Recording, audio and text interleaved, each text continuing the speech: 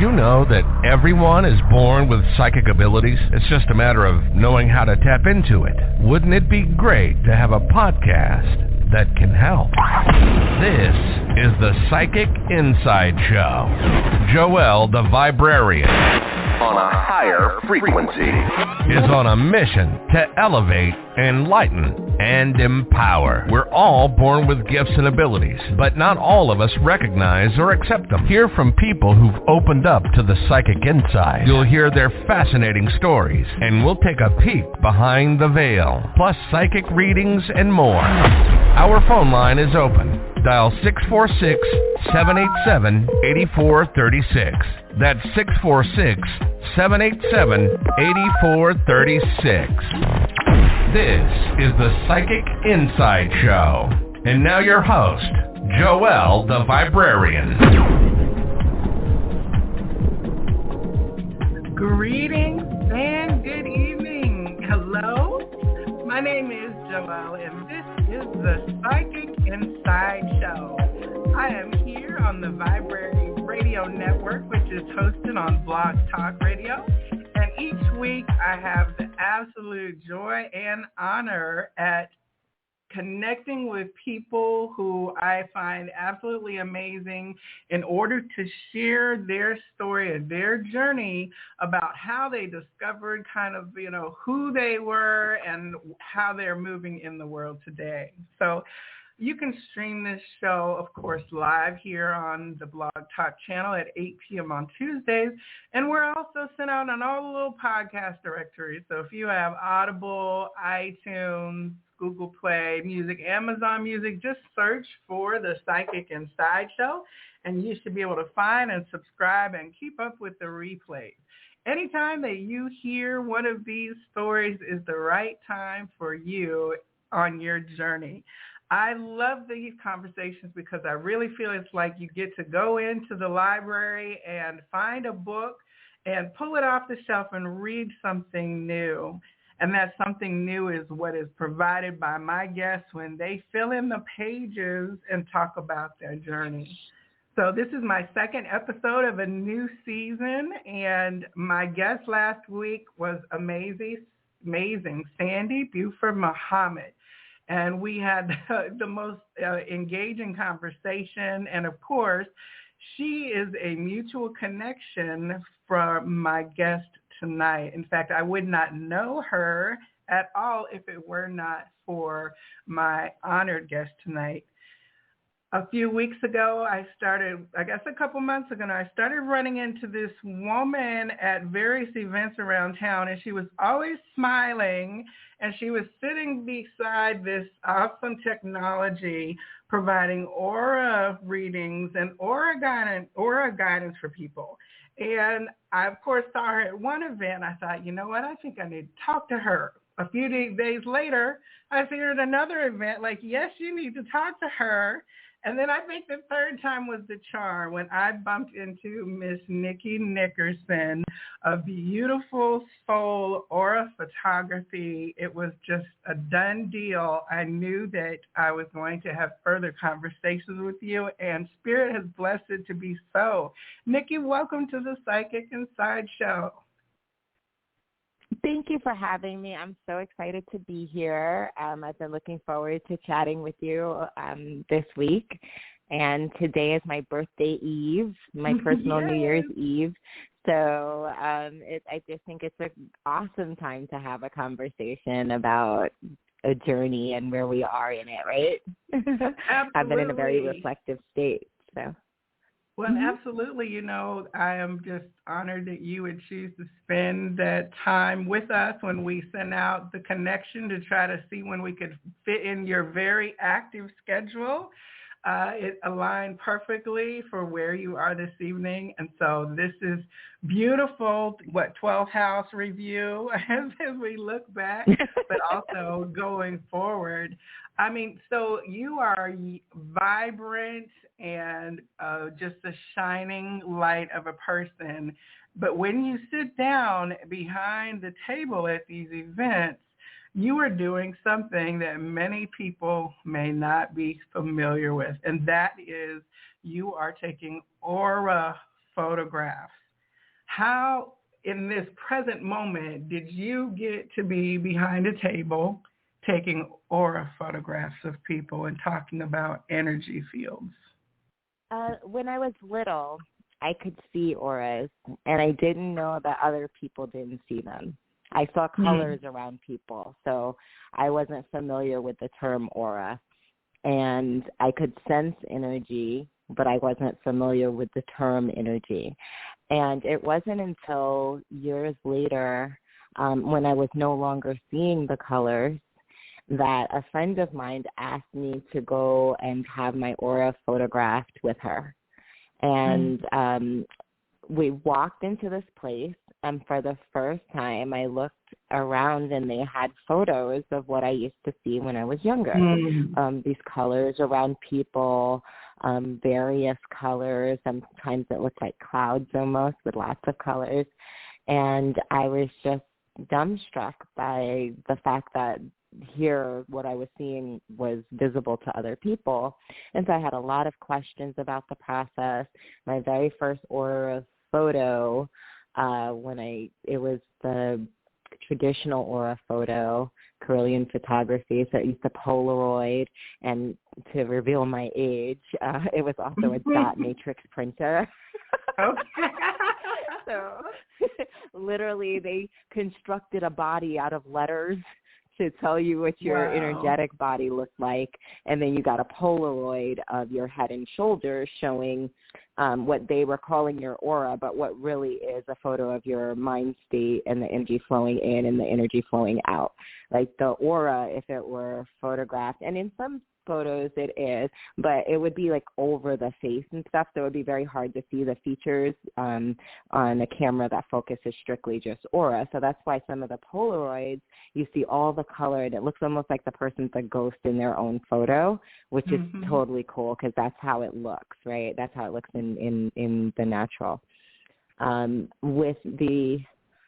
So with that appointment, it was exciting for me, but when they took my photo and showed it to me, I told them that it wasn't right. Right? This is my first time going to anything like this.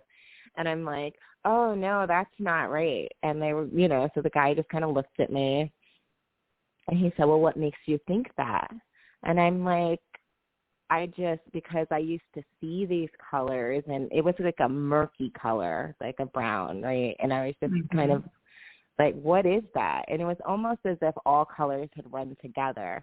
And he was like, well, so we started talking, and I asked, well, how could it be so that this isn't accurate, or it isn't really my energy, right? And so then we started talking about how some people are really sensitive and pick up a lot of energy. And so when they're photographed, it all kind of runs together, and it can create this kind of muddy color, right? And so I said, okay, so how do we test, like, what's really me?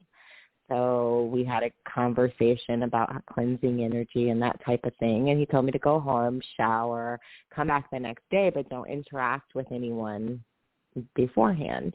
And I said, okay, I can do that. And when I came back the next day and had my photograph done, it was green, which was the color I had been expecting to see. And so that was my very first lesson in transference and in how easily we pick up other people's energy. And for me, it was that, it was, first of all, very visceral, but it was, for me, I'm a very visual person. So understanding energy as a tangible thing happened for me in that experience. And so that's what I love to bring to people in the experiences of doing aura photography for others, is that for many people it's the first time that they're seeing their energy, this thing that we talk so much about. We talk about energy, we talk about chakras, we talk about our aura, we talk about the impact of the things that we listen to, and it's very difficult to conceptualize for a lot of people because we're talking about something that can't be seen. So with the equipment that I have, I experienced that for the first time maybe 10 years ago now. I walked into a place and they were advertising aura photos, but it was so much more than had happened in my initial experience with the Carillion photography with the Polaroid. With this experience, you were able to put your hand on a sensor and see your energy in real time. And so that just blew my mind, that I could put my hand on this sensor and literally watch my energy shift as people walked past me in this store, and watch my chakras respond to the person I was sitting next to and kind of conversing with. And, you know, like for the first time seeing what that like when I feel that little burst of excitement, what does that look like? Like, what do my chakras look like when that's happening? And it was the coolest thing to me. And I was just so enchanted with the process. And, I had the thought that I should do that for other people. And then quickly, you know, as the mind will, I came up with all the reasons why I shouldn't do it. You know, I had this career and I was doing these other things and this, that, and the other. But as these things will, it kept recurring and kept coming back up. And it was like Spirit was waiting for me to go, oh, okay, yeah, I could do that. And when I finally decided to be obedient, the pathways just opened up, and it's been the most rewarding, the most fulfilling experience of my life. I get to connect with people in this way that is so much deeper than a normal conversation. People are curious about their energy, so it draws people from all different walks of life and all different backgrounds and ethnicities. And I get to have these super cool conversations and find out about these lives that I probably would not really know anything about but for this equipment and these experiences that we choose to share with one another. And my God, I've grown as a person. I've grown as a practitioner. I've learned about all sorts of modalities I never heard of before. I've heard all sorts of testimonials about different modalities that have been helpful for different types of people. Like I grow every day exponentially, and it's such a gift. So it's so interesting because here in the modern era, the assistive technology that has emerged to bring to light what you were seeing as a child and things making sense in the context of how the technology shows the movement, as you said, of people in and around your energy field. But like if you're back at, I don't know what age you began to, as you said, step away from being able to see that, but like let's say kindergarten age, would you say that you were fully walking through the world with all the lights on in terms of auric processing at that age? Or like what kind of reality were you dwelling in that you became aware of your ability was different? My ability to sink into my own world has existed since I was a child. I am very, very at peace and at home by myself, processing my own thoughts. You know, that's not a lonely experience for me. And my interactions with other people have always been kind of from this aspect of curiosity about, oh, you're here too? You know? And, you know, like you're here in this space too. And when I was younger, and maybe it went away like older than kindergarten, but as the rise of computers and cell phones and stuff kind of came into use, I could see less, right? And then also as you get older, the distractions became more because as, you know, when I was little, you know, there were the 4 major channels, and then if you were lucky, you had HBO. Right. And TV ended at 11 o'clock, you know? Yeah. So it leaves a lot more time for your thoughts. and also for radio and for frequency, because music's always been huge for me, huge to shift my mood, to kind of soothe me and things like that. And I realize now that that's frequency. It's not so much radio or music specifically, but it's the frequency of certain things, right? And so I think that when I was younger, I was a lot more attuned to things because I wasn't as distracted. And then I went through this period, as did we all, as we got inundated with cell phones and, 24-hour TV and news cycles and all that kind of stuff, that I was very distracted for a number of years. And I was very focused on career and all of these other things. And I literally got to a point where I looked in the mirror one day and I just did not recognize myself. Like I had no connection to the person I was looking at. And I didn't really feel any particular way about it. About what age range would you mind sharing, like kind of where you were, or in terms of career age? Like sure. Absolutely. Adulting, I was adulting. I was adulting hard by then. I was in my 30s and, rushing around. I was a young mom and married, and, I had this career that was very, very busy, and BlackBerry and a cell phone and a this and a that. And I was empty. I was completely empty. I was connecting with the people that were on my team at work, because those were the people I spent the most time with. And there were some really amazing people in that group. But I wasn't really connecting very many people outside of that. I've always maintained a lot of friends because, I don't know, when I find good people, I just don't want to let go. So I have friends that I've had since nursery school on up. So like nursery school, first grade, I can name them all. And when I say that they're friends, I mean, we're still connected. We still know what's going on in each other's lives, like real friendships. And during this period, I kind of was pulling away from everybody because I didn't feel connected to myself. So it was hard for me to connect with other people, and it became a real crisis. I was going through a divorce, and just not connecting with anything. And I was in my kitchen one day, and I gotten another, legal document in the mail pertaining to divorce, and I just kind of sank down to my knees. And I heard my father, who passed away when I was 13, tell me, that I should get up and that I was being so ungrateful. It's like, wait, can I have a minute?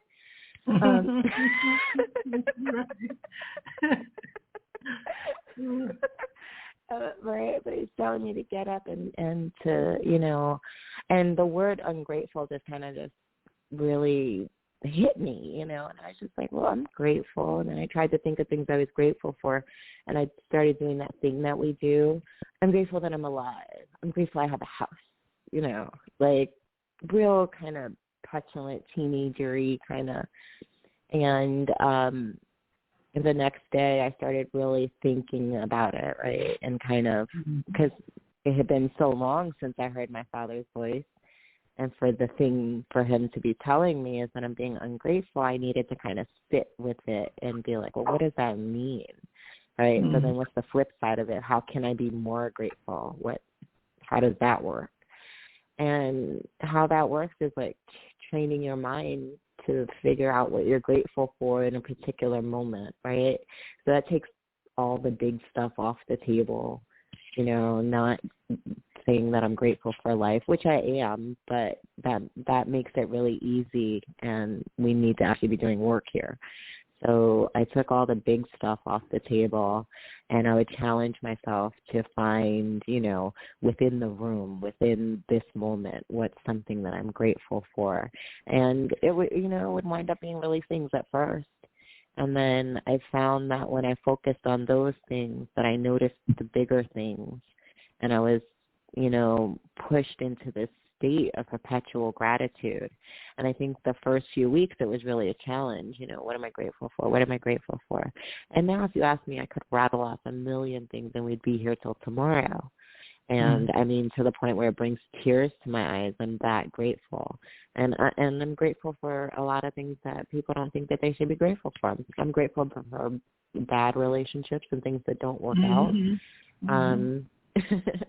I'm grateful for all the wonderful, fulfilling relationships that I have. I'm grateful for the ability to kind of just stop in the middle of the day and do something I enjoy doing without fear of, not feeling productive. Yeah, I'm grateful for a lot of things, and that experience just really kind of shifted things for me again.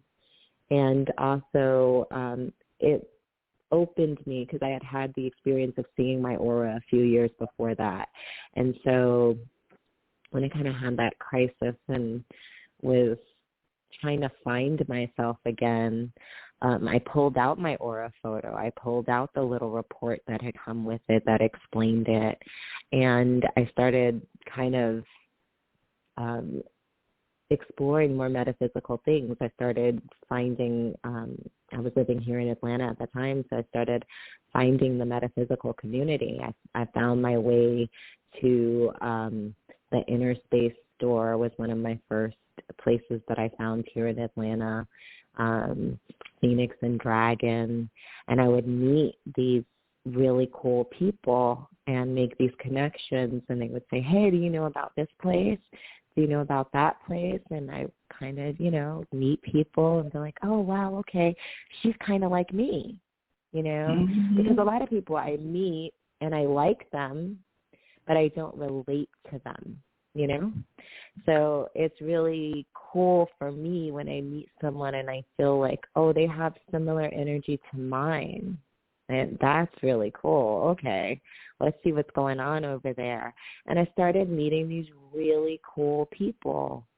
And rather than it pushing my original circles of friends away, it kind of expanded and changed and broadened my relationships with them, because the things I was talking about started changing, right?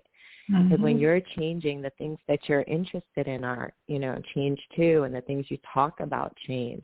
And so I found that a lot of my relationships got deeper, and some did fall away because, that's the nature of things as we grow and evolve. It's like being attuned to a radio station is how I think about relationships.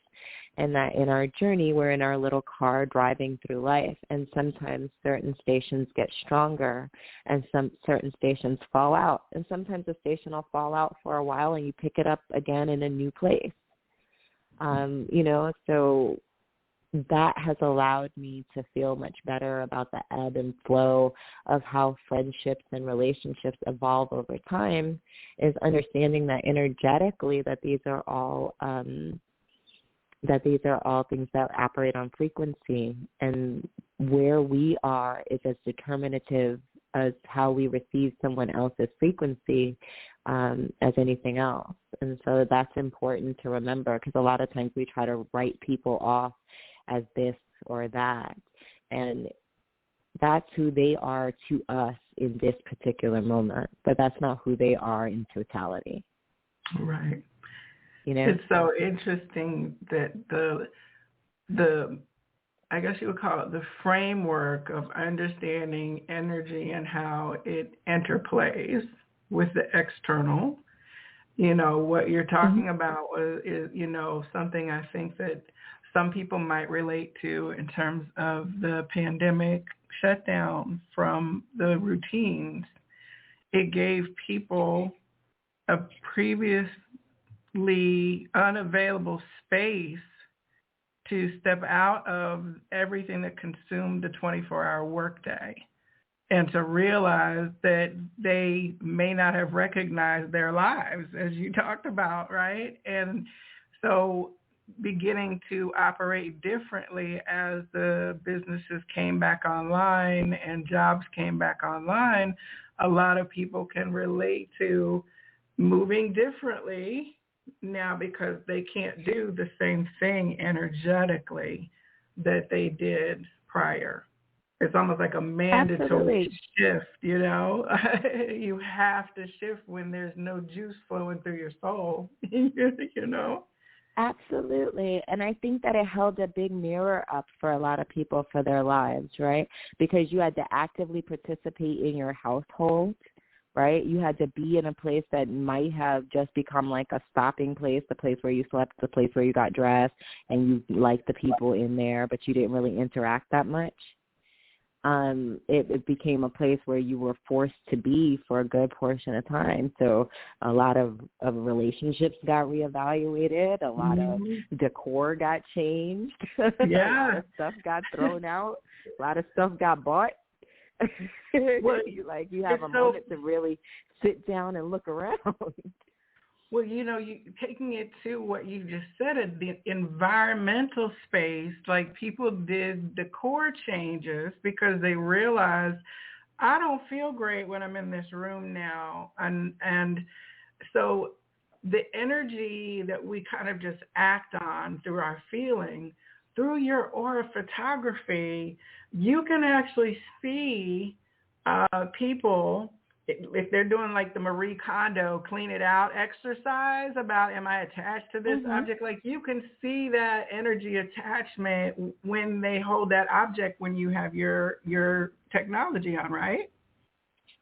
Yes, and it's super cool because as part of, I do two different types of sessions. I do a basic photo session, which is about 15, 20 minutes. We look at your energy on the screen. You're able to see your aura and your chakra in real time. So we spend a few minutes oohing and eyeing over the way that it looks. And then we chat a little bit and take your photo. And we do an energy clearing with the copper tensor tools, which are just one of my favorite things. Yeah. Oh, yeah, they make me super happy. And then we do the longer session, which is about 40 minutes, a little bit longer, where we keep your hand on the sensor and we talk about what's going on in your life, and we can kind of see how your chakras open and close as you talk about different things, what color changes happen with your aura and the energy that's flowing into your auric field. In your mind state, you can kind of see all of that with an interpreter that's on the screen, so that when you go back and you watch it at home, you're not just seeing all these colors and being like, oh, that's nice. It actually has a little interpreter, so you're able to see what the colors mean, where they're appearing in your auric field at the time that you're talking about these things. So I love those sessions. Because in the shorter sessions, I encourage people to video it on their phone, and some people think it's a great idea and other people don't want to, which is completely up to them. But the reason for the suggestion is so that you can go back and watch your energy and listen to our conversation and see what happens when you talked about X or Y, or see what happens when you picked up selenite, or see what happens when you pick up showerite. Or I've had people come to the office with a photo of a loved one or a sacred object and watch what their energy does. One of my favorite moments was a man came in with his wife and daughter, and he brought some of his favorite stones. And so when he first sat down, I placed the stones across the room from him, and we had our conversation. And then he asked his daughter to bring the stones to him. And even as he said her name, his heart chakra expanded. And then as she started to walk towards him with the stones, everything was reacting. And, you know, when he got his hands on the stones, everything just kind of fully expanded. And it was like a completely violet aura, which is spiritual in nature, right? So it's so cool to be able to see that and share that with people, and for them to see the impact that that thing that they think brings them comfort has on their energy, that they can see that it's a tangible thing that's happening, so that they have more faith in it when they use it as part of their toolkit. Everything with me is all about building the toolkit so that you have what you need when you need it, right? And so understanding your energy is a really big part of that, and then understanding how various things impact your energy both positively and negatively is a bigger piece of that. So if we can figure out the things that expand our energy, and we can identify the things that seem to take away our energy, then we can be more strategic in how we handle the situations that we have to go into. Because we're not always going to be able to avoid difficult situations, but we can be prepared for them by knowing how our energy reacts in a given situation, and then having the appropriate tools to manage it in the way that we need it to operate. And I think that as you describe that toolkit, the fact that there's no difference between being aware of whether it is hot or cold outside, windy or damp, whether your physical vessel, what is your physical vessel going to experience when you go encounter the outside world? It's no different people energy and situation energy from what we see. Nobody thinks that it's unusual to check the temperature and to make sure that you feel comfortable energetically, that your coat's not too heavy, that you know you're going to have protection from rain or dampness, or that you need to get into sunlight because it's been several days of gloomy weather and you notice yourself maybe starting to feel a little tired or down. That is all part of the same conversation of being able to have tools to navigate the whole self, not just the physical body self. And that's where the aura photography and what you're doing, to me, is so exciting, because it's the intersection of technology and actual energy field in a visible way. Exactly. And then once people see it and can so then, you know, when they're having conversations about their chakras, or they're talking about their aura, or they're trying to explain to someone, I walked into this room and I felt this, they have a visual reference to go back and be like, okay, I'm not crazy. Right. A lot of life is saying to yourself, I'm not crazy. Mm-hmm. I'm not. I'm just not. I understand things. I sense things differently. But here's this thing that shows me that what I'm talking about is actually happening, right? Mm-hmm. So that, for me, was just like, okay, so now I can look at this and really be serious about studying it and everything. I know it's a tangible thing. And it really shifted everything for me. And it made me one of my favorite subjects, you know, like one of my favorite things to study is myself. Like, why do I do the things that I do? Why do I feel the way that I feel? You know, why do I react to this person this way? Like, what is it about me? What is it about them? That kind of thing. And it just kind of shifts the energy of interactions into one of curiosity. Right. And being interested in what's happening, and it shifts me out of annoyance and out of even a lot of, you know, the bad self-talk that we do, because, you know, I kind of like myself. I like my inner voice now. That wasn't always the case. But I've made friends with her. I mean, she can be snarky sometimes, and she's definitely very opinionated. But she is the friend in my head, right? Right. And I'm so grateful for that, because a lot of times there's not a person that in that moment I can say, hey, what do you think about this? So the fact that I can hear my own thoughts about it, it has been it's been really, really helpful for me. And it also has helped me to better express myself. It's helped me to better help other people to express themselves. And being open to listening to spirit and being open to interpreting the energy that I'm feeling has allowed me to have way deeper conversations with people that I've seen them be healed during the conversation. I've watched their face and demeanor change, and I've talked to them, X amount of time afterwards and asked them about the impact of whatever we were discussing in that moment, and just watch that energy be completely different talking about that subject than it was previously. And to be part of that, to witness that on any level is amazing, and it's such a gift to the person witnessing it as much as it is to the person that's having the experience. And so for that, I'm blessed every single day.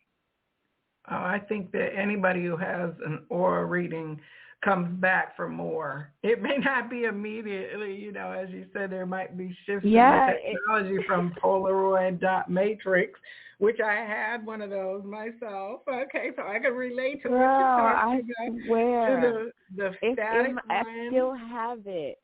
Yeah, I wish I still did. I'm pretty sure it's probably lost in the midst of time, but I could see it in my mind's eye.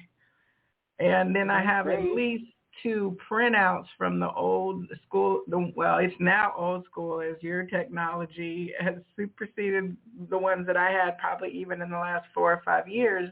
They were static pictures, but like the video part of yours was what was so cool. I was at Holistic Health and Wellness up in Marietta, and Don, the owner, had scheduled you to be out there providing photography sessions for the customers that were coming through.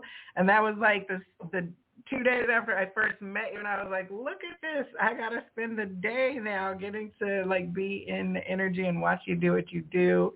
And I had my little reading, which we did take a video, and it was so cool because as like Don would play a specific singing bowl or a chime or do a tone or bring a smell around, and there it was, like what it did to my energy. So it's shopping with a little augmented reality, if you will, the organic kind. Yeah, it was super cool. I really enjoyed that day because we had time to chat and really play with the technology, which is my favorite thing, is like sitting down with a new person and just kind of like, being like, oh, what happens with this? What happens with that? Because it's exciting to watch. And for me, it's always like it's the first time because it's the person's first time. So I love watching the reactions and everything. Mm-hmm. It's a gift. And I love the static photos too. So I don't want to take anything away from the people that do the traditional aura photos, because there are some information that you're able to glean from the static Polaroid that's different than what we're able to see on the computer. And for instance, really good readers, there's this woman, Kay, from Florida, and good God, I have to look up her last name, but she used to come up to Phoenix and Dragon and different places around Atlanta and do the Polaroid photos. And it was super cool because she could tell you from looking at the photo after she did your aura photo, you're a little dehydrated. This is going on with you. She could also, she was also able to see spirits that showed up, or angels that showed up in the auric field. And with this type of technology, it does not show like spirits in the auric field. What this focuses on and what your chakras are doing, and the energetic changes that are happening. And so the way that shows up is like, often when people talk about things that are really difficult and things where they think that everything, based on what their mind thinks, that everything on this computer should go black, like nothing should look good, right? It's often in those moments that their chakras will expand and that the aura will be almost completely violet or completely violet. And violet is closely associated with the crown chakra, which is a higher energy, spiritual energy. And so often when people are talking about difficult things, rather than everything shutting down the way that they expect, that's when spirit shows up. And that was a revelation for me. Just kind of seeing that, having people talk about difficult things and watching the screen turn all violet instead of shutting down in the way. I have had a couple instances where the computer shuts down, but that typically happens when the person is not being honest with themselves. So it's like an energetic lie detector. The computer, like literally, the screen will shut, the computer will shut. We'll have to restart the video from there. So the video that they receive will be in two parts because the computer literally shut down. And it's only happened a few times, and it usually happens when the person is describing their feelings about a relationship that they're in. For one person, it happened. They were talking about their friends being really supportive, and they were saying how supportive their friends were, and they're great, and everybody's so great, and it just shut down, and she and I made eye contact, and she was like, I'm lying. She was like, I'm lying. It happened as she was describing her emotions around this relationship and feeling kind of unsteady in the relationship, like not knowing her place in it. Like, do we go forward? Do we leave this alone? And I think just the immense energy that she had around this particular topic kind of shut everything down. And the other woman, it was a similar situation, talking about a relationship and an immense sadness, and it kind of shut everything down. But for everyone else, you may see like one chakra that will shut for a moment, but it'll start moving afterwards. So sometimes we have these brief energetic interruptions. I don't really call them blockages, but it's just something that's so powerful or so upsetting or even so exciting that it just causes like an energy surge. And it's too much. It's just too much for the equipment to read. It's like, oh, wait, hold on. We got to reset. One of the things in the whole dynamic visual access to seeing one's energy field, I know for me, I would probably be sitting around with my hand on the sensor all the time, right? Because I'd be, again, very curious about that.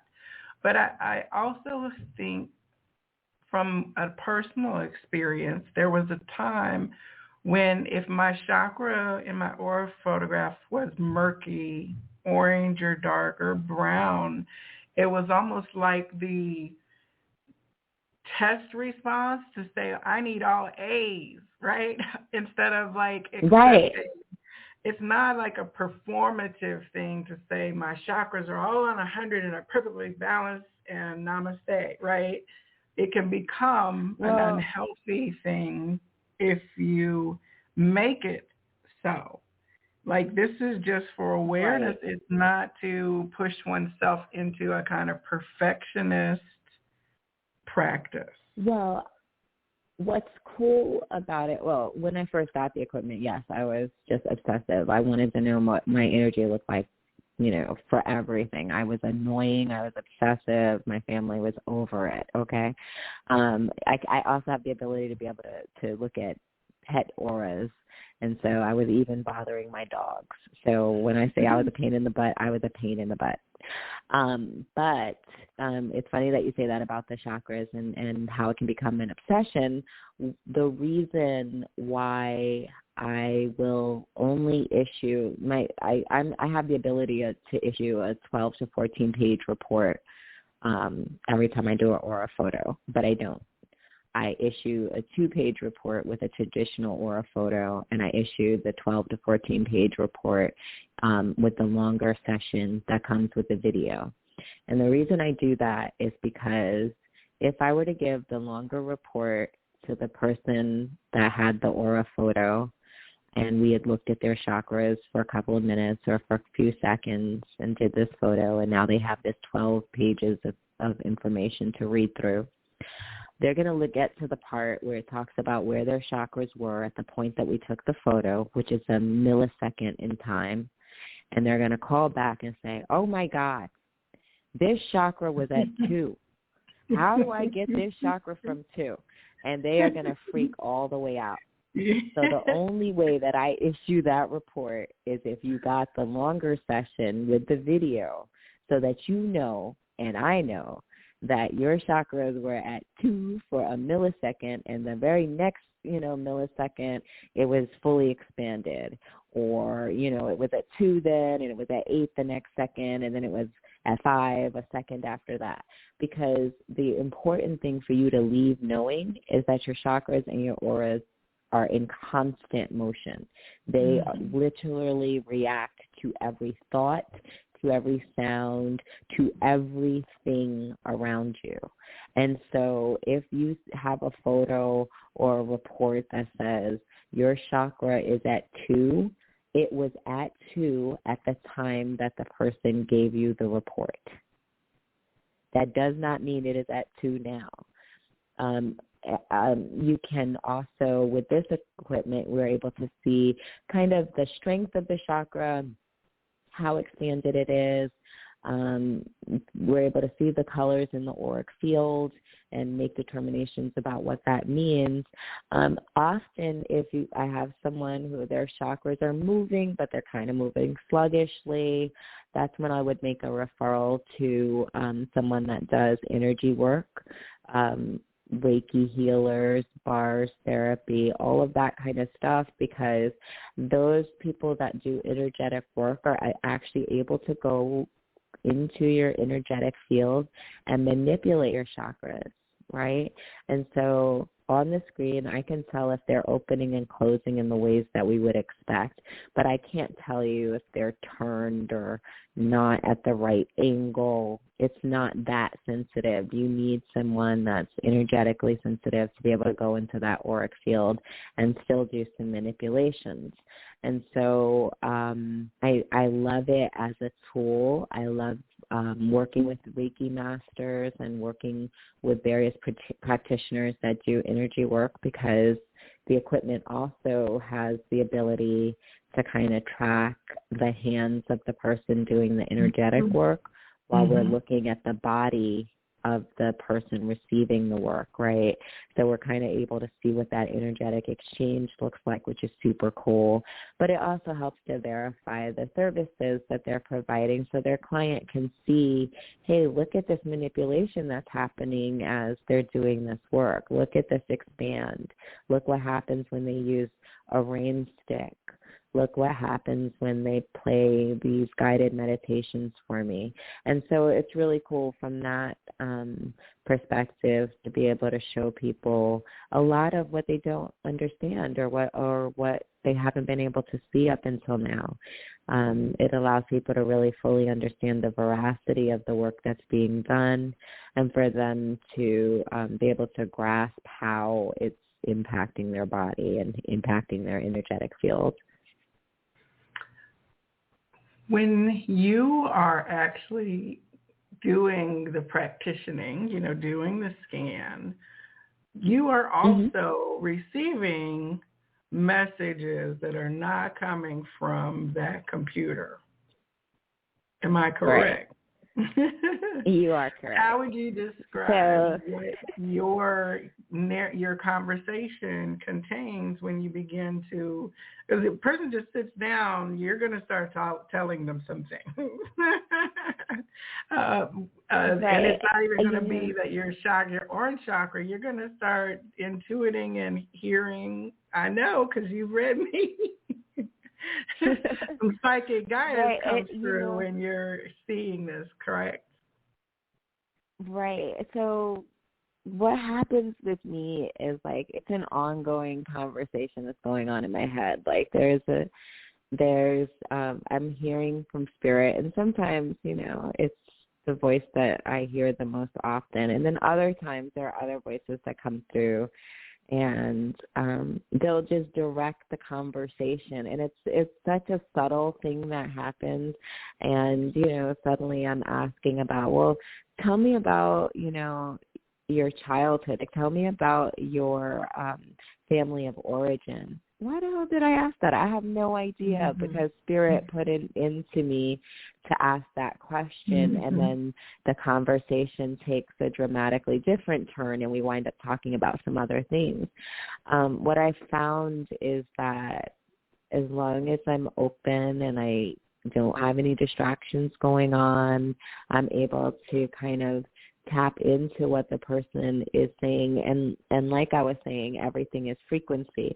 And so it's almost as they're speaking to me, they are saying words, but I'm feeling energy, and it's bringing up different pictures or feelings for me that then it causes me to ask them about, right? And often it just leads the conversation in these beautiful directions.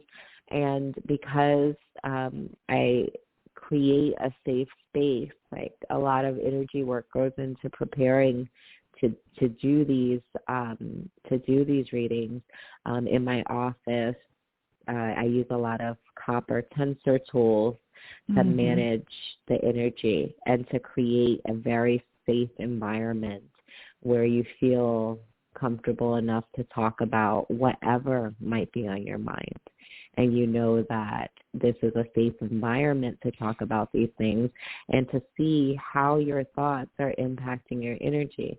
Because sometimes you've not said any of this stuff out loud before, right? But because you're so curious as to what your energy is going to look like, you're willing to say these things out loud. And I take that as the great honor which it is, right, to hear someone's innermost thoughts.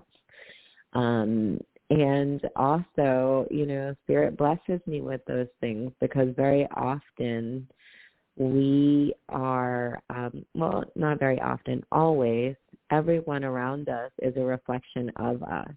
And so whatever they're talking about, there's an aspect of what they're talking about that relates to me that I can really tap into. And, you know, while I have not had the same experience, I have had experiences that have created similar emotions, right? And so we're able to connect on that level. And it's a gift. It's super cool. It's one of the most profound experiences I've ever had in my life. Like, honestly, it doesn't feel like work. It feels like a complete honor that someone trusts me enough to come and say, I want to see myself. Can you show me? You know? It's like being naked in a very For real sure, way, man. right? Like you're taking man, you can't go in there and start lying. Yeah, you're taking those external protective coverings off. That at the very core, it's going to show. Whether you can verbalize about it or not is another thing, right? But just it's like being with the TSA. When you walk through the little thing, it shows all your business. You know what I'm saying? Exactly. But the cool thing about it is that often I'll have people that, you know, they know Reiki or something. And so they're having their own complete separate experience from whatever they're verbalizing with me. A lot of times, you know, they'll just sit quietly, and I know that they're doing breathing or visualization or what have you based on what I'm seeing on the screen. But I love that they're able to test the veracity of it without me doing anything, right? So that's super cool to watch too. When I first got the equipment, I very nervously invited a group of ladies that I value their opinion greatly, one of whom is a Reiki master and just a very much a spiritual mother to many in the community. And she and a group of dear friends came by the office. And so this is literally like week one. And I've got all these powerhouse energies in here playing with this equipment, like putting their hand on it, seeing what happens or what have you. And so like my heart's in my throat that they're going to tell me, oh, this piece of crap, I don't know what you're talking about, you know? Because I'd had this whole complete utter meltdown when I ordered the equipment, which is a whole story in and of itself. I drove those people crazy. I know they were so happy once that thing got delivered. However, that story aside, I'd invited this group of women, and this one lady, I so value her opinion and everything. And so as she's doing stuff, like my heart's in my throat because she's not saying anything. She's putting her hand on there, and her face is kind of contorting this way and that way or whatever. And she took this deep breath, like she was getting ready to say something I might not want to hear. And as soon as she did that, her throat chakra shut out. And she goes, oh. And she goes, oh. And then she starts doing these other things, and she goes, ooh, okay. And then I started to relax, right? And, you know, and with certain people, I feel like, you know, like I get a little bit nervous, and is it right? Oh my God, you know, whatever. I still harass the people that make the equipment, you know, testing the veracity of the equipment every few months. Like, hey, I don't feel like it's as sensitive as it should be. I need to have it tuned up and, you know, or whatever, because when you actually feel energy, it's different than you're just relying on whatever happens when somebody puts their hand on the sensor. Like, I kind of have an idea of what should be happening. So if I don't see that happening, I know that I need to ask the questions about why I'm not seeing what I expect, right?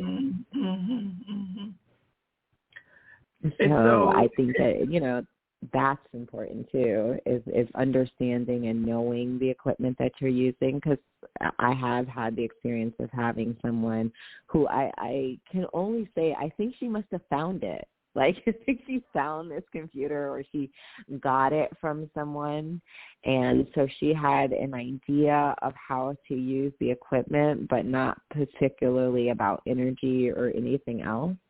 And so it was the weirdest experience I've ever had, because it was still really cool because I understood what was happening, but listening to her try to explain it to me was comical. You know, it was just kind of like, what are you saying? Well, I mean, and therein lies the, you know, the protective measures in place. But I'm sure at a later date, it, you know, penetrated when she was able to soften, you know, because that reaction, for sure. I mean, dog or holler, you know what I'm saying? Yeah, you know, and you know how that goes. It's like you never intend to offend someone or to question it's just your natural curiosity is to ask questions like, well, why do you think that? Like, where did that come from? Right. And I love people that are able to articulate why this is so, or why they are intuiting this message. Like, for me, you know, and I'm going to switch here and I'm going to just turn the tables on you for a minute. For me, I was so impressed with you and your ability in your tarot reading to bring in so much historical information, situational, symbolic information, for you to be able to give context to the readings that you give.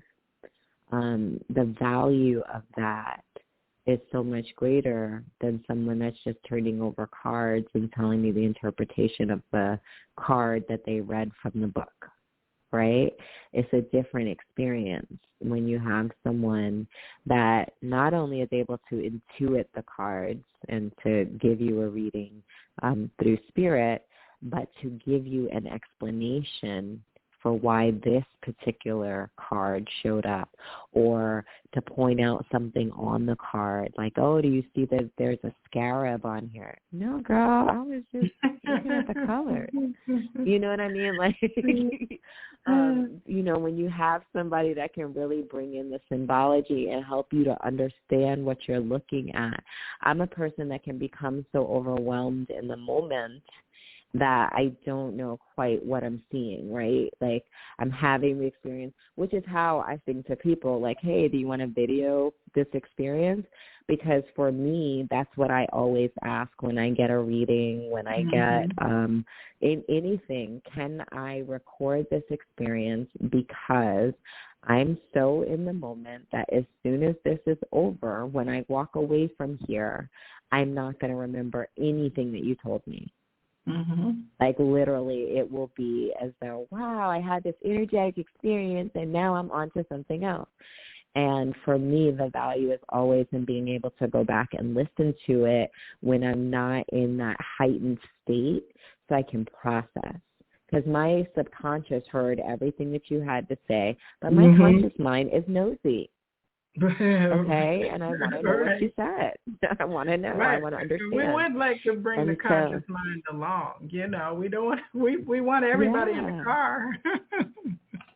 That's right, because then I can process faster. Then I can understand. Then I know when I'm seeing results. Right? If I don't understand what you did and I only got it subconsciously, then I can't even tell you, hey, you were right. I'm seeing results from what we talked about, or, you know, we talked about manifesting and I'm seeing the results of that manifestation now. If I don't remember what our conversation was about, or I don't remember specifics, or I have a general idea and not, you know, really what we talked about, then I can't be amazed and wowed as these things start to show up. I mean, that's absolutely true. It is a lot to process. So it's, you know, people laugh about Neo in the Matrix, seeing all the computer coding. But, you know, if you become aware that not only did you get the impression of the color fields around people as an empathic or a reader, that your machine also experience the visual output of it, and then there's a third narrative coming in with like you delivering the fundamental information and then also delivering the contextual from the spiritual realm. That's 4 streams of previously kind of unseen or unmarried information that's coming in. So to be able to go back and, you know, kind of listen to the tracks on the record afterwards, to see each of them for what they are rather than just zoom, boom. I think that's very, very helpful as well, because there's a reason why that moment in time is when that person's soul directed them to be in your chair. So even though it is a 1 millisecond impression, spirit engineered for that to be what is seen to them in their experience with you. To me, that's very powerful. Exactly. It is exactly that we were supposed to meet on this day at this time or what have you. And it shows up in my life like that. So it's so potent, right? And so you stop questioning it, because spirit, if they want you to meet somebody on a specific day, that person will show up in your house. That person will literally show up in your house. So the most recent example I have of that is that it was a few months ago. I had a friend staying here that was a bars instructor. And so once a month or so, she would give a bars class. And this particular day, I couldn't stay for her class or stay very long because I was supposed to be in Marietta at a festival. I come downstairs, and the students have started to arrive, and so I'm introducing myself and, you know, quickly saying hello to everyone because I need to go upstairs and get ready so I can go. And I start chatting with this woman, and we're chatting so long that I wind up like just sitting on the floor. Like, mind you, there's lots of chairs. This is actually my house, right? Lots of chairs. But I didn't even want to move from where we had begun the conversation. And so I just sat down, and she sits down next to me. So I'm like, oh, okay, this is one of my people. So so we sit down and we're chatting, and at that moment, we decide to exchange names, right? We've been talking a good 20 minutes by now. And she says her name and I say my name. And I'm like, you know, I really enjoyed talking to you, but I got to get dressed. I got to get out of here. I got to go to this fair. And she said, well, where are you going? And I tell her the name of the place that I'm going to. And she goes, oh, I was supposed to go there today, but I couldn't because I needed to come here for that class. And I was like, oh, yeah, really? Why were you going there? And she was like, my friend wanted me to meet the aura photographer. Ha ha. And I'm like, I'm the aura photographer. And she's like, what? And we have friends in common, and our friends thought that we should meet, and they thought we should meet that day. And she said she couldn't go, and I come downstairs, and we meet in my kitchen. And you know, and my life is so full of experiences like that you have to just stop being like, oh my God, that's so crazy. Now I'm just like, oh, okay, Spirit, I see you. It's the fun part. I see you. It's fun, right? Yes. Yes.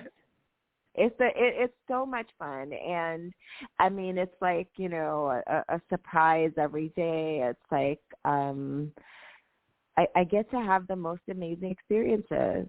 A year ago tonight, I did a plant experience because it was my birthday eve, and I had this, like, one of the most amazing experiences. But like this past 366 days, 365, they've been amazing. Like, I feel like I was born on this day last year. I was reborn, like this newer version of me, this more self-confident version of me, this person that's more secure and confident in her abilities and how she shows up in the world. And I'm so grateful to be in this space because I've been in so many others. It's so interesting because I have this vision, this image of you young and those old school kaleidoscopes where we would actually pick up the tube and there would be all these fractals of colored pieces, and we would twist the end to move the colored pieces to the side manually with our little hands, you know. And it's like you in this aura playground that you're getting to experience now in the modern way, doing the same thing, playing and looking at colors and seeing pictures emerge and patterns emerge in your own life and then reflected in the world outside of you. That just seems like a great reason why it doesn't feel like work, why it feels like fun and joy and learning and expansion for you. I think that's just beautiful vision to see. You know, it's so funny, but this happens often with you, but you said kaleidoscope. I actually keep one next to my bed. It was a gift from a dear friend of mine. And it's like this antique handmade kaleidoscope that's made of like little bits of magic. It has like watch pieces and different things. So when you hold it up, like the fractals are gorgeous. And when I had the plant experience last year on this day, that's how I described like part of that experience. I felt like I was in the kaleidoscope. And so for you to use that word tonight, you know, Spirit makes no mistakes. Like I'm telling you, like that's exactly what it's like. What you saw is exactly what it's like. And that kaleidoscope is one of my most prized possessions because I love anything that catches light, that alters light, that refracts light. Makes me happy. I love fireworks. I love twinkling lights on trees because it's this light where there wasn't light a moment ago. That is always so fascinating to me. Like light in the midst of darkness. I love sunrises. I love that moment when it goes from being pitch black to there being a pinprick of light. It's just suddenly not as dark as it was. Like all of those things have always been so entrancing for me. And I think that my obsession with light, and it's, you know, for the longest, like my little sign off on Facebook was be the light. And so a lot of my friends still, you know, tease me about stuff like that, like the light coach and all that kind of stuff. But light light is so important, particularly in these times of darkness, right? Like light and being able to enjoy it in whatever way it shows up, because sometimes it's going to be a flickering candle in a pitch black room. And other days it's going to be like so bright you literally can't look because it'll burn your eyes. Mm-hmm. But light is always, always present.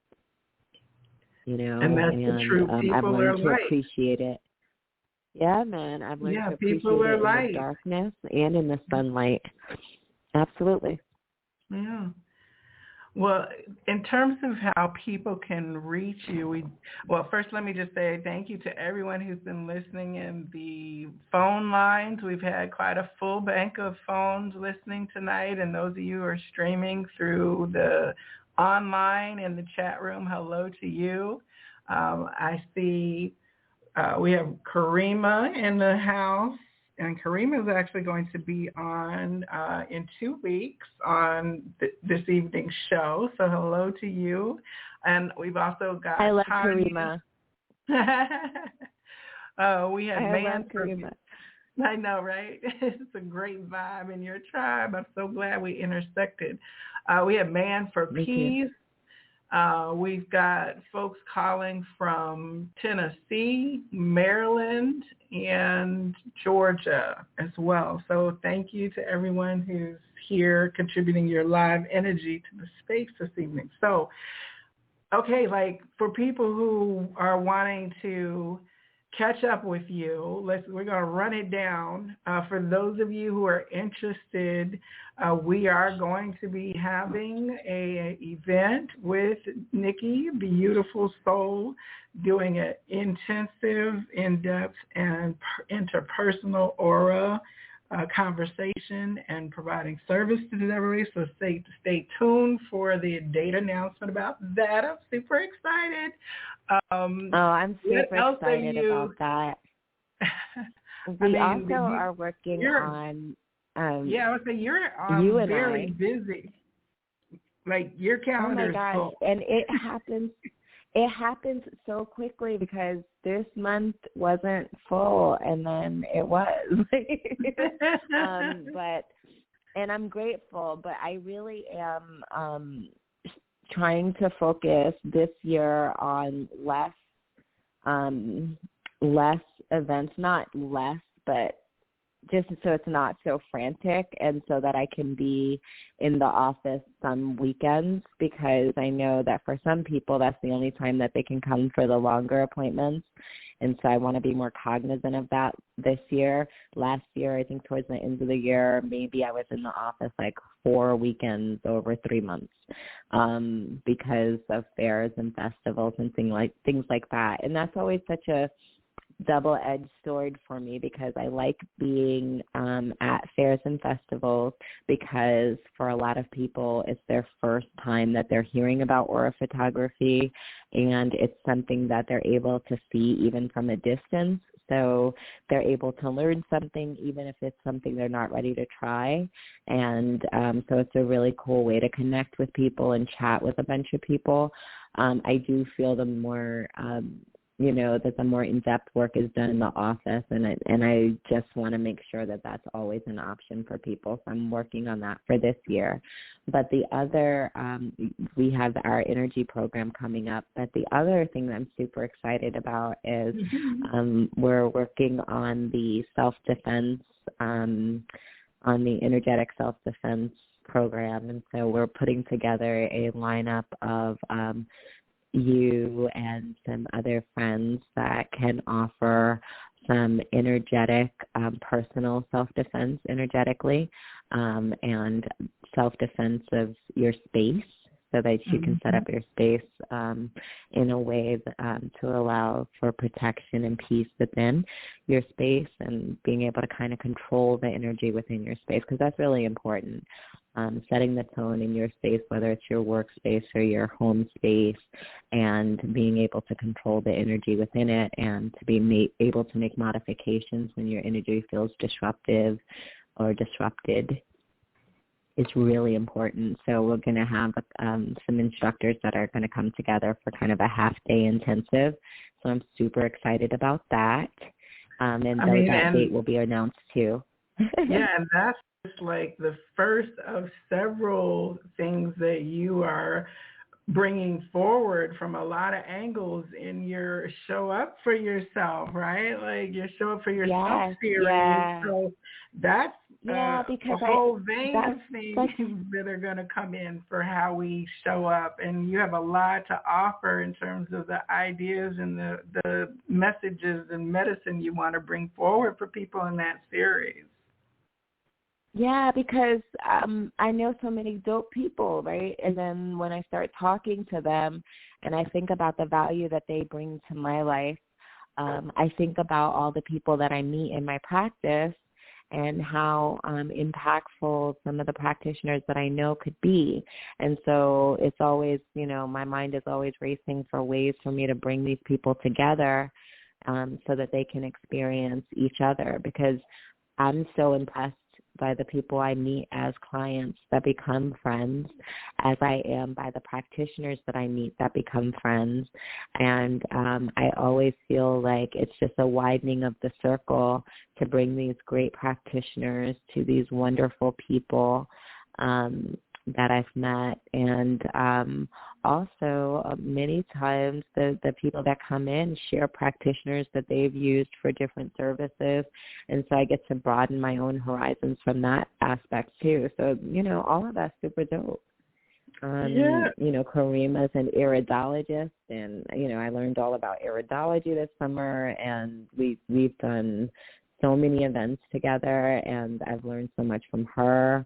Energy practitioners. Sandy is freaking phenomenal. Like if there's a title that she doesn't have, I'm not sure what it is, but she's an energy healer in the most holistic sense of the word.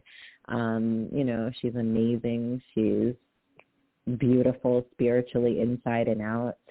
And so Althea, so many people, Truist and Jamaica and Lynn, the owners of the healing environment. I could be here all night naming people, but we won't do that to the people listening. That just isn't a Grammy speech. So you were asking how people could reach me. My website is BeYOUtiful Auras, but beautiful is spelled the way that I spell it for my business because it's all about being you, right? So it's BeYOU, TIFUL, Auras, AURAS.com. And that's the website. On Instagram, we're at BeYOUtiful, spelled the same way, BeYOUtiful.soul. We're on Facebook. I think it's BeYOUtiful Soul 21, so spelled the same way. I'm not going to keep spelling it for y'all. And you can always email me too, and that's beautiful aura photos at gmail.com. I do have the actual email that I'm supposed to use, but God only knows what it is at the moment. I do know the Gmail one. And we have some of this in the show notes where we can send it out depending on your service. And if you're catching it on YouTube replay, then it will be in the description box below for you all. Now, you do tend to be of late at the Big Blue Barn at Gloria Parker's Big Psychic Fair, which is the first weekend of the month. Yes, absolutely. And also at the Inner Space. You also are at the Inner Space monthly for their psychic weekend as well, correct? Yeah, I'll be there this Saturday at Inner Space and this Sunday at Create to Be Great, which is a cool manifestation store in Sugarloaf Mills for those of you guys in the Gwinnett area. I'm not in Gwinnett a lot, but I live here in Gwinnett, so I definitely want to do more things on this side. But if you haven't been to Create to Be Great Manifestation Store, you are missing out. Cotton, the owner, does guided meditations. She hosts yoga classes. She hosts lots of different intuitives that come through and give services. So please check her out. She is on Instagram at Create to Be Great, and you can find her in Sugarloaf Mills near the Saks Fifth Avenue store. I've got to get up there. You've been telling me about that. I know. Come through on Sunday, girl. We're going to be there at 12 to 6, I think, on Sunday. Come through. I would love for you to meet Cotton. She's so freaking amazing. That sounds like a plan. Oh, no, it doesn't. Sorry, I'm working this weekend. I'll be at Holistic from 12 to 5. Don will jump on me. But I'll catch you the next go round. I will. Absolutely. Please give Dawn my love and tell her that I need to get back out there too. Oh yeah, I'm sure she would love to have you out. I've got some people here on the phone line. So normally this is where if a person is delivering psychic guidance, then we'll be switching over to that. Of course, as you can see from the conversation this evening, the conversation with Nikki is not going to be, getting this new job, but she could definitely inform you about any questions that you might have about your energy or energies that you're encountering, your aura, anything whatsoever. So I appreciate those anything but lottery numbers. Oh yeah, no lotto numbers. We've had people waiting to talk since the very first 10 minutes into the show, and so we'll get started here with our first person. Well, first of all, before we start, did you have anything that you wanted to share in terms of how you will have a conversation with people at this point? Nope. Okay. Yeah, wonderful. So our first guest is from Maryland. This is Suzanne. Welcome to the Psychic Inside Show. Thank you so much. Hey, I've had such a good time listening. Hi. Hey, if you have your volume up, if you turn it on mute while you're on the live, then that will help with the delay. How are you? Thanks for calling this evening. Thank you. I would like to know, I'm getting reverb here. Now, is that better? I think we've got you clear, yes. Okay. I would like to know anything you can tell me about my own energy or aura. I can't do a distance aura reading for you. That's not how it works for me. Okay. So I use equipment to see. Yeah, I use equipment to be able to see your aura. So I can tell, if you have questions about energy in general, I can speak to that, but I can't speak to what your aura or energy look like over the telephone. Well, I just wanted to say how much I enjoyed learning all the new things that you were sharing tonight. A lot of things that I didn't really know. I've had other people tell me that I'm an empath and that I pick up other people's energy and things, and I don't see it or feel it. But there are things that I know, and I just assumed everybody knows them. Things I see when I go into a room, like I read a room that I guess other people don't, and because I'm always kind of surprised. Is that kind of what happens? But you maybe just do it automatically? So being an empath, I always describe it this way. It's like being one of those peel and stick lint rollers and having stuff stick to you every time you walk into a room. Right? So you walk in and you pick up the energy of the space. You pick up the energy of the people in it. Often you can tell if there was an argument there. If historically there was a really horrible event that happened, there might be a heaviness. Sometimes like in conference centers or stadiums or anything that has closed ceilings, that has a lot of big emotions or big energy that happens there. Sometimes those spaces can feel heavy for empaths because there's a lot of stuck emotions or stuck energy in an enclosed space.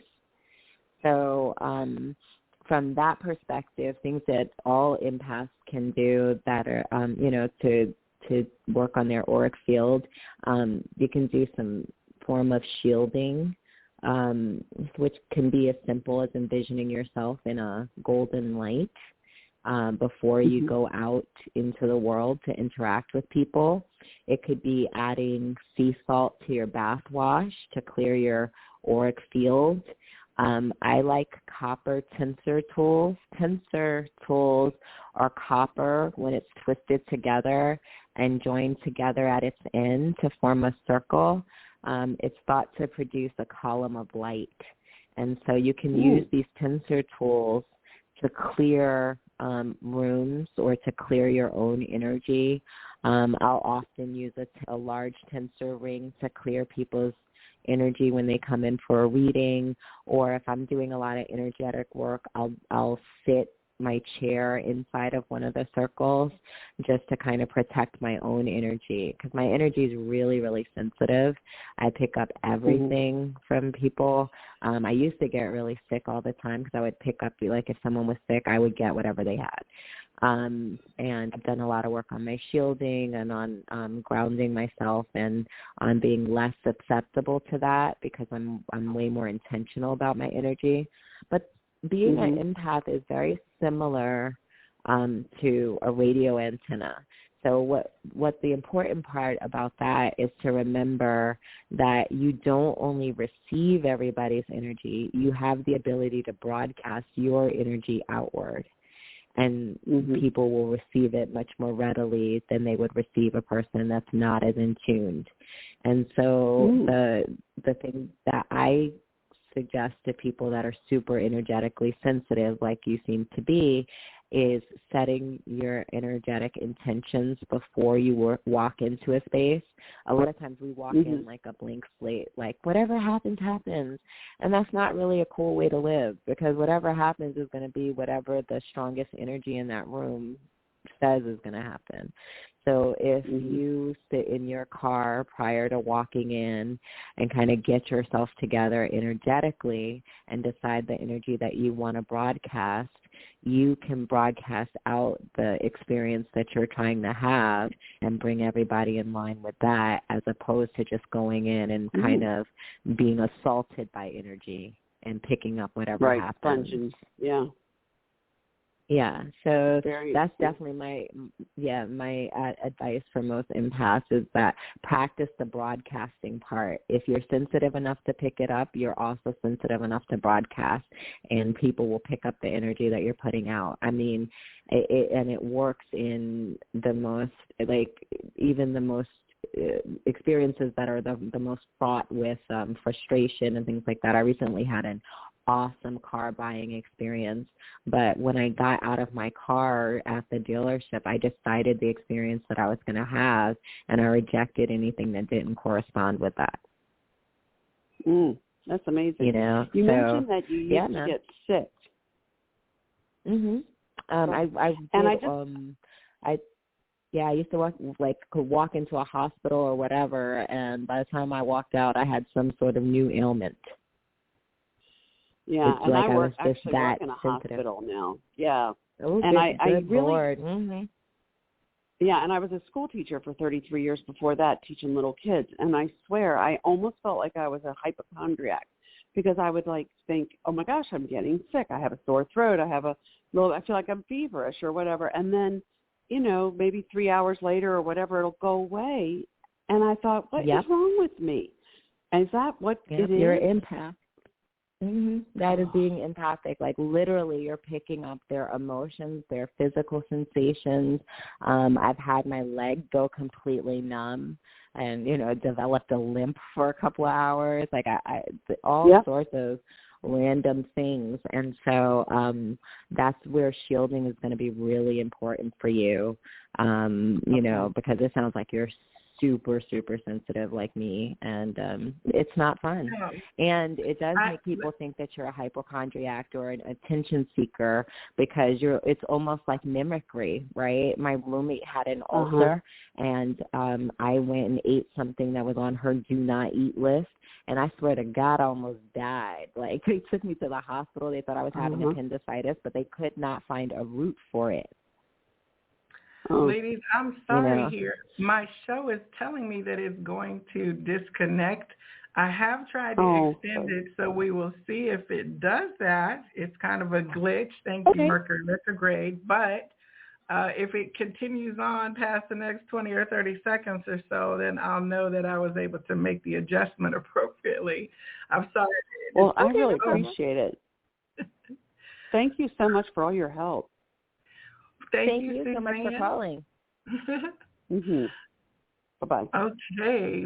I don't know if it's going to disconnect or not. Let's give it, it just said a few more seconds here. I do have Sandy who was hoping to come on to interact as well.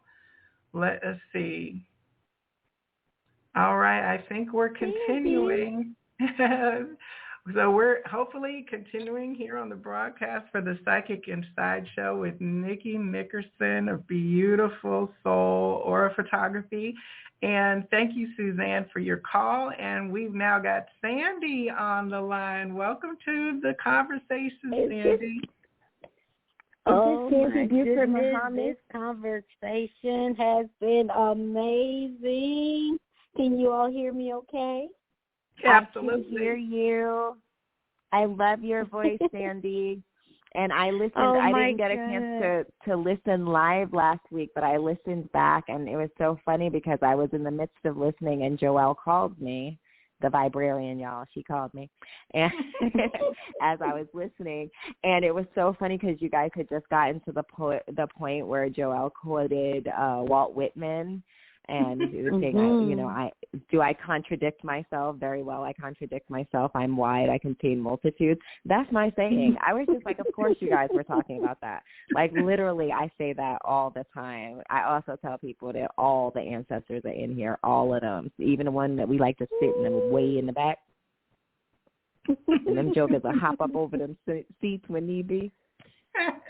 But hi, Sandy. Hi, Sandy. Oh, my God. Hello, Nikki. For those who are listening, Joelle is just amazing. Thank you so much, Nikki, for bringing Joelle to our group. I love Joelle's energy. That's how you introduced us to us, so I'm grateful, so grateful for her. And you, Nikki, oh, my God, I have tremendously enjoyed listening in to you all's conversation today. It's like I am always in awe, Nikki, as you are sharing. No matter how many times I've heard you share what it is that you do and who you are, I'm always learning something new. And I'm just so grateful. This has been such an amazing show today. And thank you to that caller, too. She wanted you to give her an aura reading. I'm like, okay, so that's next on the list. We're going to figure that one out, Nikki. I know it. So there are some things that you shared today that was really profound when you shared them. And you mentioned something with reference to there was a moment in time where you looked at yourself in the mirror and you did not recognize yourself. Mm-hmm. When an individual experience something like that, what is a great place that they can start? Like, if I were to experience that, like, what are some things that could help me get past that awareness that I am someone that I really don't even recognize at this point? You know, that was one of the questions that came to my mind. Mm-hmm. For me, like I said, for me, everything's frequency, right? So everything is sound-based or energy-based. So for me, the quickest way to address if I'm having a moment where I'm completely out of sorts or what have you is affirmations. Or for me, affirmation music. Like, I keep an affirmation playlist on. Like, I swear my mom and my boyfriend and everybody, like, they just get tired of all the songs that are constantly on repeat. But for me, they help to ground me and to help me to bring me back to myself, right? Even if I have a moment where I'm like, I don't, because sometimes I don't feel like I'm in my body. Like I'm not present. I'm not fully present. And coming back to my body is always such a jolt to have to deal with these things here on earth, right? And so for me, affirmation music is really helpful. I also am a huge fan of guided meditations. I love the Brain Tap app that uses dual voice meditations. For me, those have been really, really helpful in addressing things subconsciously where I can see the benefits and see the reactions happening kind of in real time after I started listening to the various meditations. And so that's one of the recommendations I make to a bunch of people that come in to see me is various guided meditations or developing your own affirmation playlist if you don't have one, whatever positive songs or, whatever speaks to you. For some people, it's the sound of sound bowls or what have you, but it's whatever makes you reconnect with yourself, like where you feel the most yourself that you can be. I don't know if you guys have heard of the artist Cox Marie, but 2 weekends ago I was at her show at the Healing Environment, and she's one of my favorite affirmation artists, and her songs tend to have like one lyric. One of my favorites is I Am Enough, and it's kind of her saying that, like, but when she sings, it speaks to your soul, and you find yourself singing along to it and reminding yourself and remembering that you are enough in this moment, in the moment that passed, in the moments that are coming. And that kind of helps to settle you and gird you. There's a reason why we used to sing. There is a reason why people would sing as they worked, and why in all of these cultures that part of it is song and dance, because frequency is transmitted through our voices, right? And movement frees our energy. So dancing for me around my house, singing to music, movement, because we are such a stagnant people and we tend to kind of curl into ourselves and make ourselves smaller as opposed to expanding our limbs and our motions to make ourselves larger and to expand our energetic field. Often we put up so many barriers that when we meet people or we're having an experience, we have such an idea of how it's supposed to go that we're not available in the moment to have the experience that's being offered to us. And so learning to physically push down barriers about what is this experience supposed to look like? What is this supposed to feel like? What is an energetic exchange comprised of? Who can teach me energetically? Push all those barriers down, right? Because we decide that, she don't look like she can tell me anything. She looks too young. I don't like the way she speaks, right? All of those kinds of things get in the way of you receiving what you're supposed to receive. So when you find those things rising up in yourself, remind yourself that you have the ability to push this down, just to push it down and stop deciding what it's supposed to be and let it be what it is. And, man, you open yourself up to so much magic, like so many energetic exchanges. Your relationships deepen because you're not so busy deciding that they're disappointing you for not being what you decided they should be, and actually experiencing what is, which often is way deeper and more fulfilling than whatever it was that you were trying to force. Wow, that was deep, right, Joelle? That was. I know. I'm deep. sitting here. I'm snapping my fingers, like, yup. Yes, that was so deep, and you went to some spaces that I had not even considered, Nikki. So thank you so much. And then the last little piece, Joelle, if I have just a few more moments. The last little piece was in the very beginning of the interview, Nikki. Joelle was asking you to share a little bit about your life and your experience and how you got on the journey with the aura technology that you use.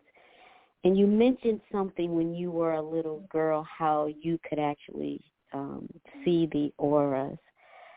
And more I'm noticing that our children are coming here very intuitive, like any suggestions that you may have for us who have children, grandchildren. I'm a new grandma, y'all. Woo woo. Oh my God. Congratulations, so I could Mama. Thank you, sweetheart. I could definitely use this for myself. But when we are guardians of children, like, so things are more acceptable for us to express what it is we are openly expressing now about our abilities, our heightened senses, our clairvoyance and things. What is it that a parent or a guardian can do to help support a young person, a child, or someone who are discovering these new awarenesses, which are different, maybe not the normal, considered the normal, right? Openly discussed to make things feel comfortable to be discussed.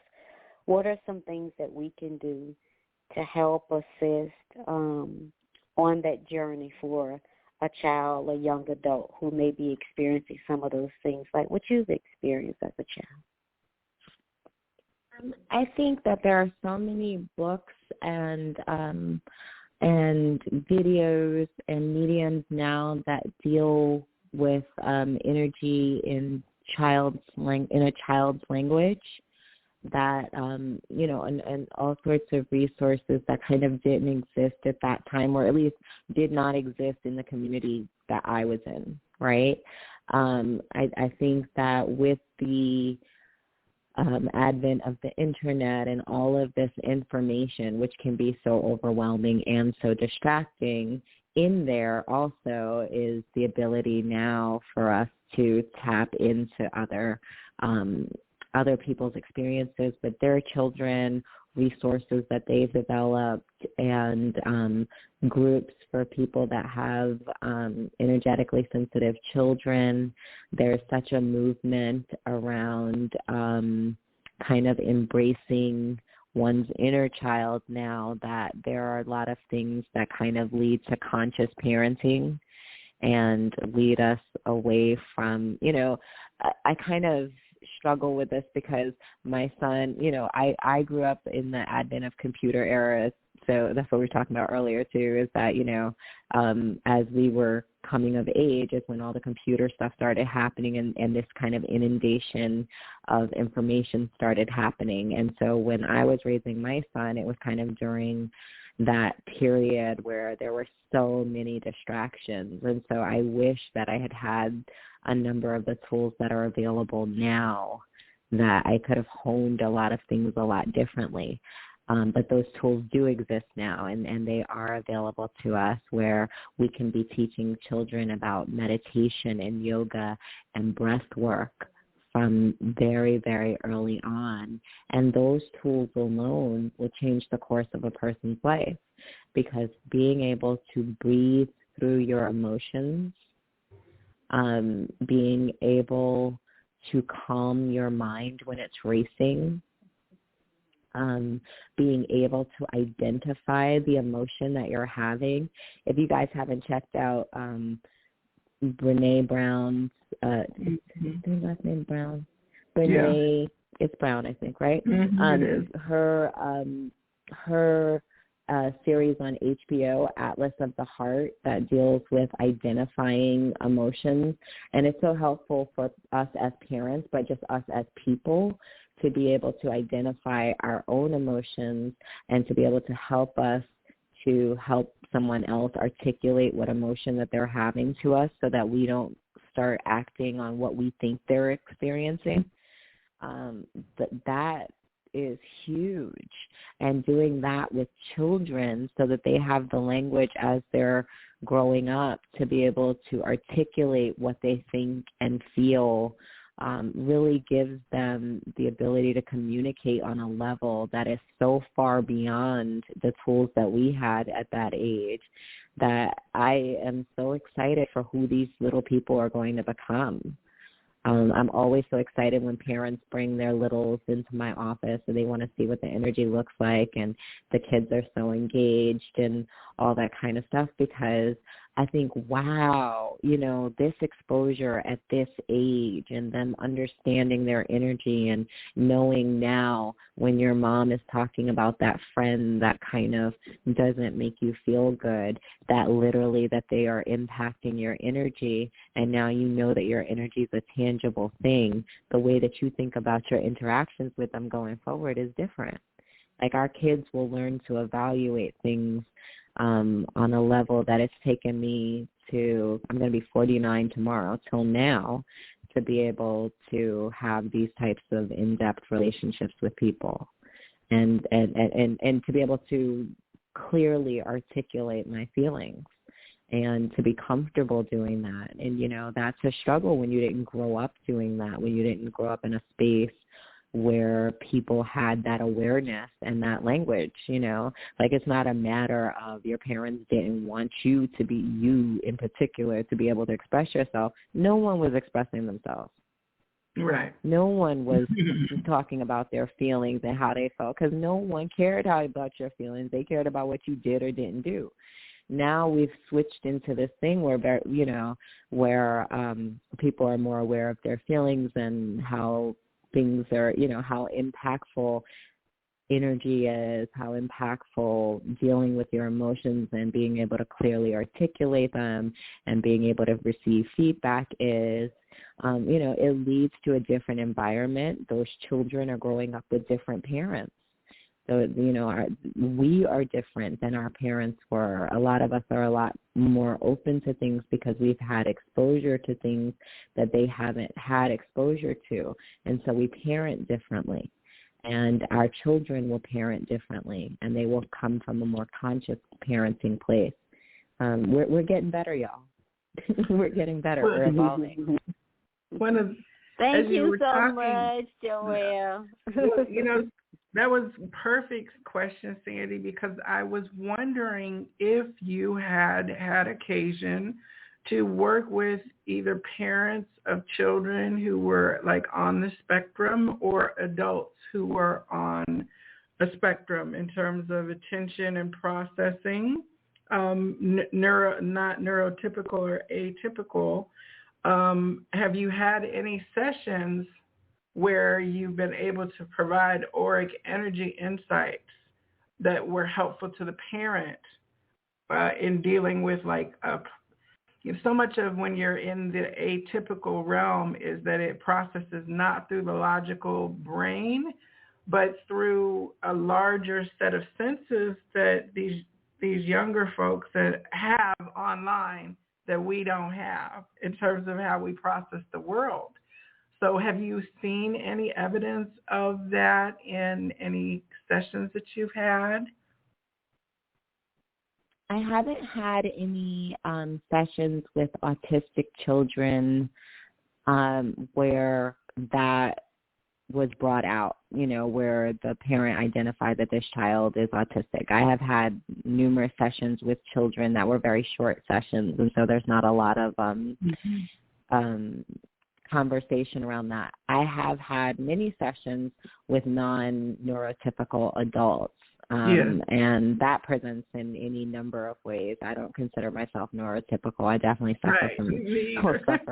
suffer from or excel because of ADD, like depending on the day, some days it's a challenge and other days it's a superpower.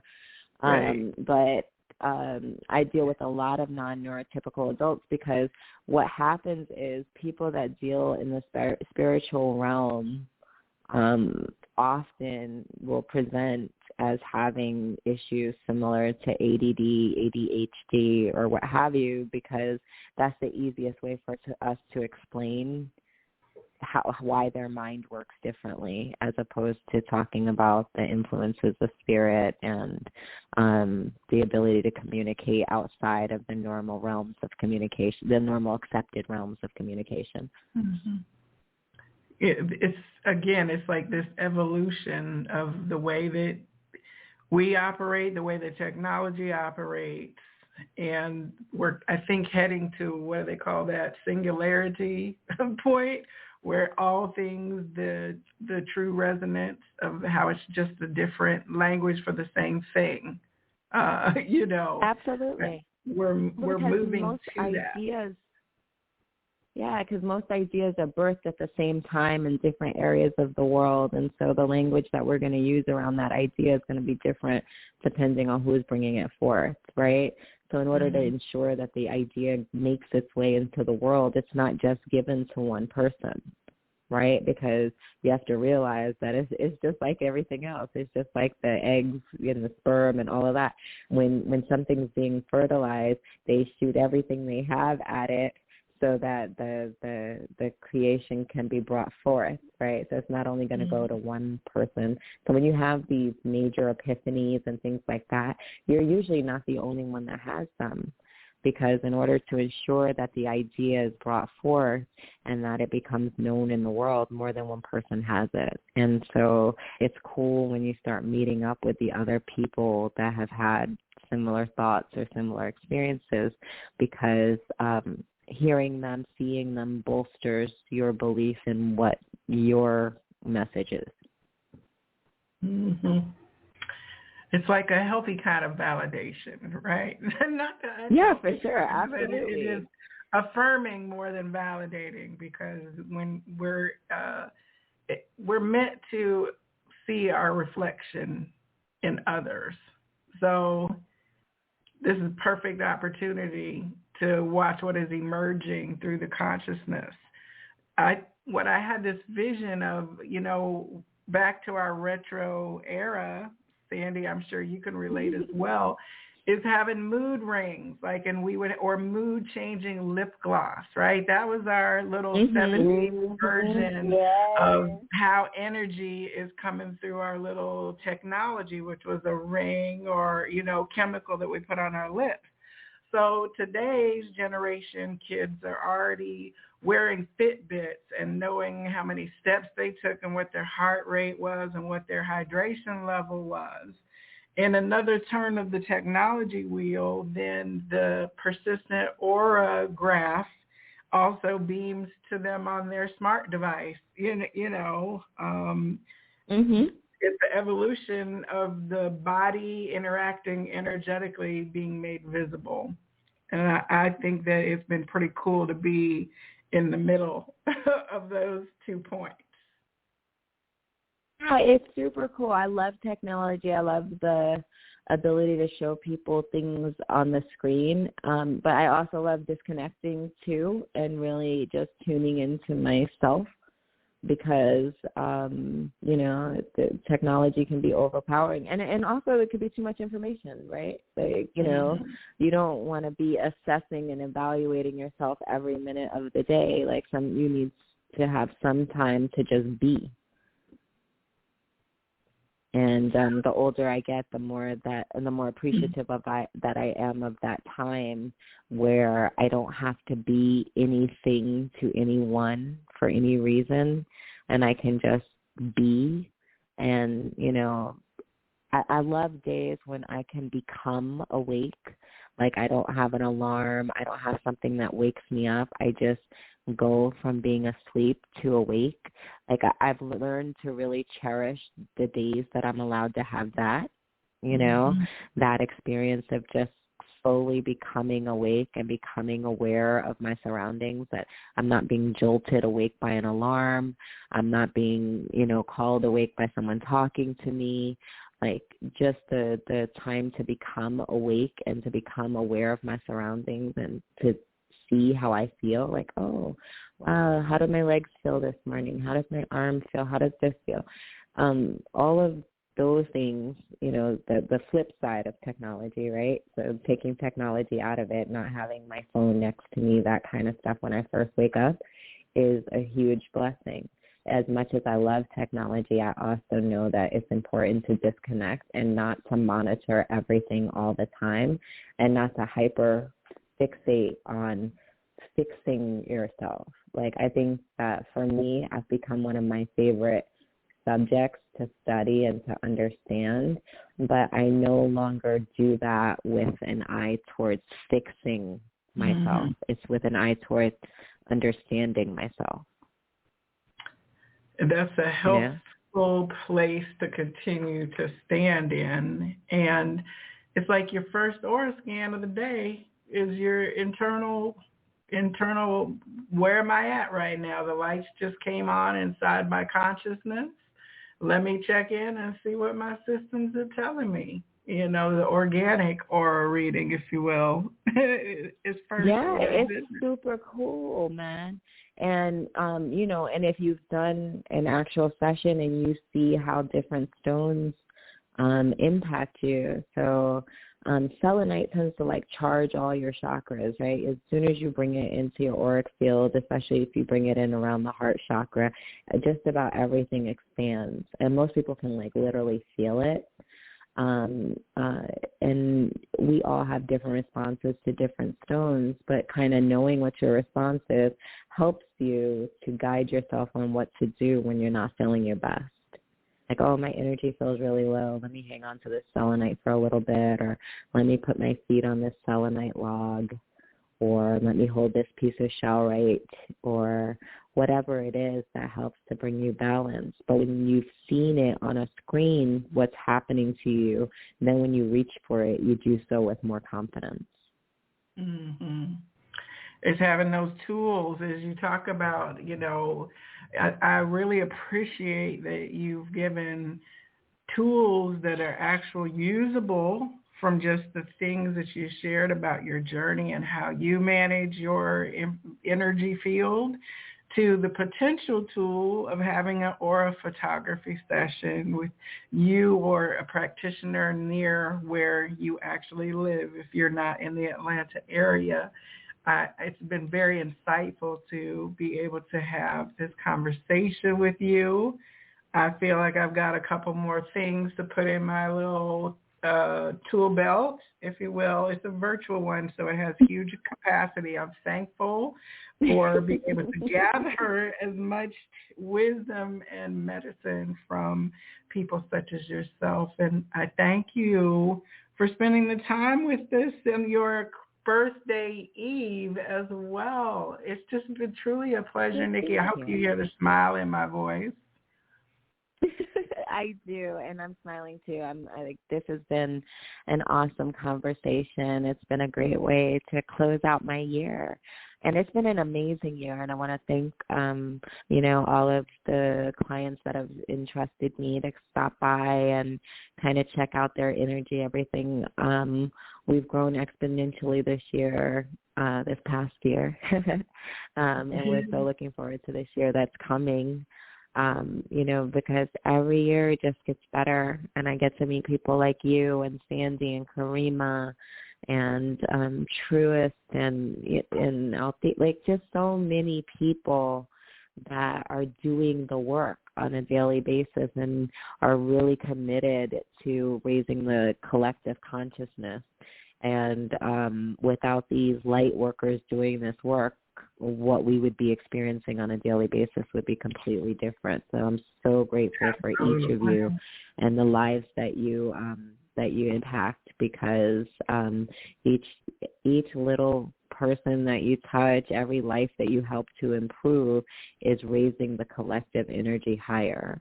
And so, you know, if you focus on that in your daily whatever, you can't go wrong. When we're up, okay? Yes. This has been the Psychic Inside Show, and my guest, Nikki Nickerson of BeYOUtiful Soul, BeYoutiful Soul Aura Photography. It's been a beautiful experience to have you be you, and we'll put the contact information in. I hope that you have a beautiful week and that your life is so blessed and that those blessings spill out from your arms to bless the world around you. The light in me absolutely honors the light in you. Namaste. Namaste.